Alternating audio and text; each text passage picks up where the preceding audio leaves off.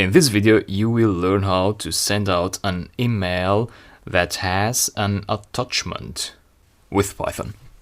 Let's see how we can do that. For that, I'm going to fork perhaps the send single email REPL.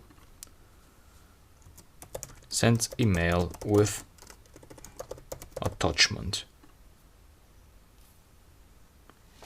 So let's do some things first. Set a password, a key for the Gmail account, a value, that's my app password,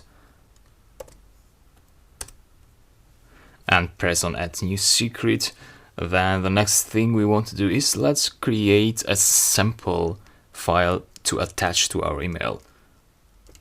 Text.txt, just some content, that's it. Text.txt is the file we want to attach. And then the receiver, so we're going to send a single email at this time. The receiver is going to be this one in here. So on dropmail.me, you can have disposable email accounts. Paste it there. Sending an email with an attachment is easier than you think. All you have to do is modify the contents variable. So what we have to do is we need to convert this string into a list. Or to say it more accurately, you need to put this string inside a list, like that.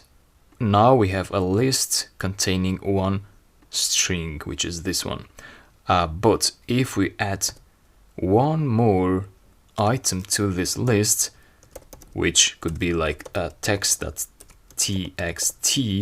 so the path to this file, and then we send out the email, then Python, or more specifically your Gmail, this library, will get this file and it will send it out as an attachment. Now, if this file was inside a folder, let's say you have a folder here and you have that file inside that folder, then you'd have to provide a path such as name of the folder, wherever it is. Let's say it's sample, and then a slash, and then the name of the file. This is not the case here, so that's okay. Email was sent, so go to the browser, and here is the email. I can download it as a file to see the contents, because this interface doesn't show the attached files.